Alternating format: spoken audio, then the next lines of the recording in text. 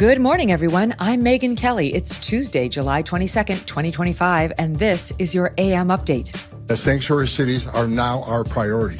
We're going to flood the zone. We'll have more agents in New York City. Border Czar Tom Homan and Homeland Security Secretary Kristi Noem putting New York City Mayor Eric Adams on notice after an illegal immigrant allegedly shoots an off-duty Customs and Border Protection officer in the face. Fuck him. Fuck him and everybody around him. I don't have to be fucking nice. Hunter Biden shreds the Democrat Party in a fiery, foul-mouthed, and bizarre new interview. And President Trump increases pressure on two sports teams to change back to their original mascots. All that and more coming up in just a moment on your AM update.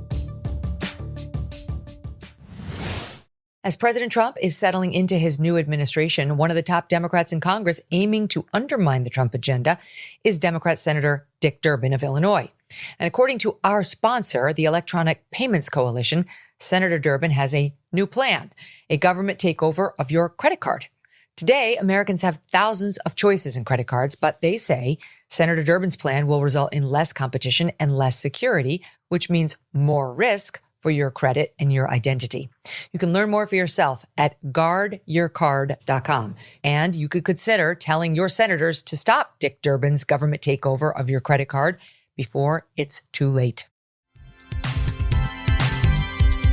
Trump administration officials putting New York City Mayor Eric Adams on notice following an attack against an off-duty Customs and Border Protection officer by an illegal immigrant. On Saturday evening, the illegal allegedly shooting the off-duty officer in the face during a robbery in a park along the Hudson River. The 42-year-old officer and a friend reportedly sitting alongside the riverbank when two suspects allegedly approached on a moped. One attacker approaching the pair with a gun, the officer said to have returned fire in self-defense, but not before sustaining a gunshot to the cheek and to the arm, the suspects fleeing the scene on the moped. The officer now in the hospital in stable condition, and both suspects now in custody. Secretary Noem describing the long criminal history of the alleged shooter. One of the suspected attackers, the one that was injured, his name is Miguel Francisco Mora Nunez, a Dominican national that was entering into this country illegally back in 2023. He was then released back into this country by the Biden administration. Miguel Francisco Mora Nunez is and has a rap sheet that is a mile long. He was arrested. He was charged with grand larceny and also assault. The state of Massachusetts has an active warrant out for him for armed robbery with a firearm. He also has many other charges against him, such as kidnapping and witness intimidation. There's absolutely zero reason that someone who is scum of the earth like this should be running loose on the streets of New York City. He was arrested 4 different times in New York City, and because of the mayor's policies and sanctuary city policies, was released back to do harm to people and to individuals living in this city. The alleged accomplice, also an illegal from the Dominican Republic, entering the country in 2022 under the Biden administration and ordered for final removal in 2023. According to Secretary Noem, he also has a criminal record in New York City, including arrests for reckless endangerment and larceny. At the beginning of the second Trump administration, Mayor Adams promising to deepen cooperation with ICE despite the city's sanctuary status. But the crux of Adams's promise, reopening an ICE office at Rikers Island, was blocked by a state judge in June. NYPD cooperation with ICE is limited now to criminal matters, the police in the city prevented by city law from cooperating with federal officials on non-criminal immigration matters. Secretary Noem calling out Mayor Adams. We have spoken with him about the policies before and asked him to change those policies. There's times that the NYPD, and I believe that's still in place, that if one of our officers is in jeopardy, they're still backing us up on that, but not doing operations with us, which does happen in many other cities and other jurisdictions. We wish we had that kind of partnership with Mayor Adams, and I know you guys have got a leadership election in this country or in this city that's going to be happening soon. Boy, start looking at the candidates today and see which one is going to start making this city safer, because you've got a mayor today that could have done better, and maybe he'd have more support today if he'd have put his people first. The secretary also slamming other city leaders who refuse full ICE cooperation. We look at Mayor Wu in Boston and what has happened there under her watch. What's happened in L.A. with the riots and the violence and the protests that have gone on because of Mayor Bass and what she has perpetuated. When you look at Mayor Johnson in Chicago and how devastating it is to live in that city and some of those poorest communities, how they suffer every single day with the violence that's in front of them, just because these individuals are protecting criminals. They're protecting criminals who go out and murder, rape, rob, they perpetuate violence on our children, they traffic them and drugs and damage this country every single day under the protection of sanctuary city and governors who put in place these policies that allow them to perpetuate these crimes with no consequences. A visibly angry border czar, Tom Homan, promising the feds will send more resources to New York and other sanctuary cities. The sanctuary cities are now our priority. We're going to flood the zone. You don't want to let us into jail to arrest a bad guy in the safety and security of a jail. You want to release him into the street, which makes it unsafe for the community, makes it unsafe for the officer, makes it unsafe for the alien. Anything can happen on a street arrest. So what we're going to do, we'll have more agents in New York City to look for that bad guy. So sanctuary cities get exactly what they don't want, more agents in the community and more agents in the work site.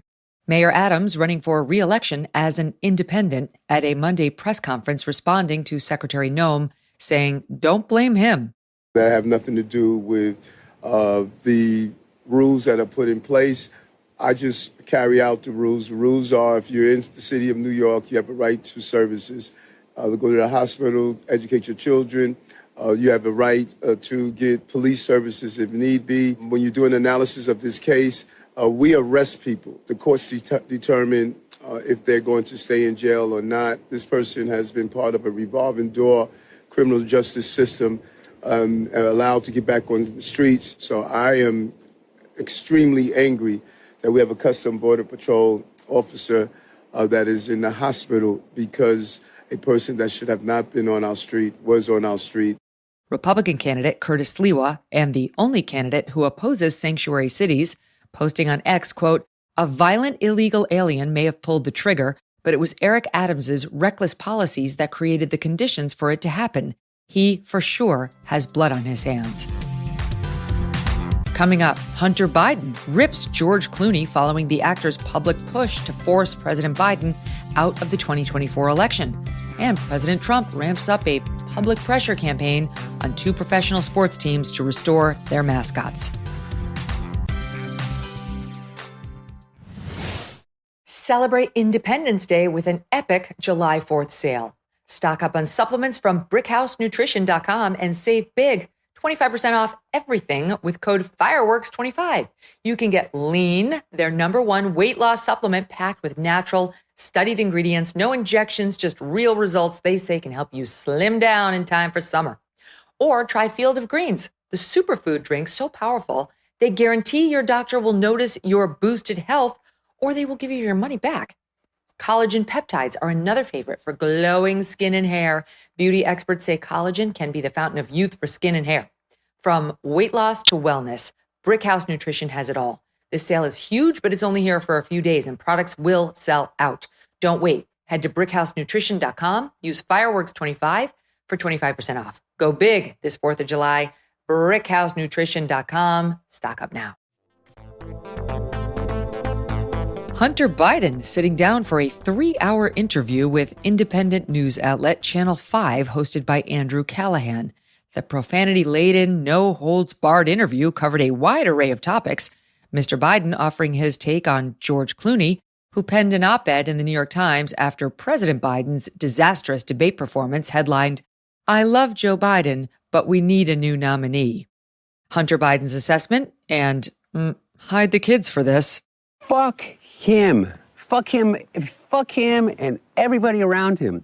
I don't have to be fucking nice. Number one, I agree with Quentin Tarantino. Fucking George Clooney is not a fucking actor. He is a fucking, I don't know what he is. He's a brand. And by the way, and God bless him. You know what? He supposedly treats his friends really well. You know what I mean? Buys them things. And he's got a really great place in Lake Como. And he's great friends with Barack Obama. Fuck you. What do you have to do with fucking anything? Why do I have to fucking listen to you? What right do you have to step on a man who's given 52 years of his fucking life life to the service of this country and decide that you, George Clooney, are going to take out basically a full-page ad in the fucking New York Times to undermine the president. Mr. Biden also speaking out for the first time about the cocaine found in the Biden White House in July 2023. 11 days later, the Secret Service closing the investigation, announcing no suspects could be determined. FBI Deputy Director Dan Bongino announcing in May the investigation would be reopened, Mr. Biden denying the cocaine belonged to him.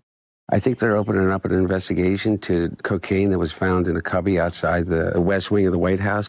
Oh, so they just got to blame you automatically. Yeah, I mean, they're literally going to do an FBI, another congressional investigation, because they've convinced themselves that it had to be me, that there was a little tiny. And I guess my point of even bringing it up is that no.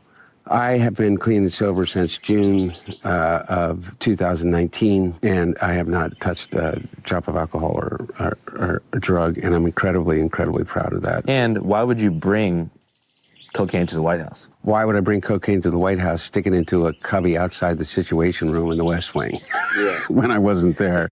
He seems to be suggesting he's sober for this interview, too, which is remarkable. President Trump on Sunday intensifying calls to restore the former mascots of two professional sports teams, the Washington Commanders football team, formerly the Redskins, and the Cleveland Guardians baseball team, formerly the Indians. Washington changing the name in July 2020 at the height of the BLM protests among heavy corporate pressure and calls from some Native American groups. Cleveland officially switching the name the following year after removing the Chief Wahoo logo, portraying a red-faced man with a feather in his hair, from team uniforms in 2019. At the time, some Native American groups welcoming the moves as long overdue steps toward cultural sensitivity and respect, while another supported the continued use of the name Redskins and the, quote, respectful use of Native American names and imagery in sports, education, and public life. On Sunday, President Trump posting to Truth Social, quote, the Washington whatevers should immediately change their name back to the Washington Redskins football team. There was a big clamoring for this. Likewise, the Cleveland Indians, one of the 6 original baseball teams with a storied past. Our great Indian people in massive numbers want this to happen.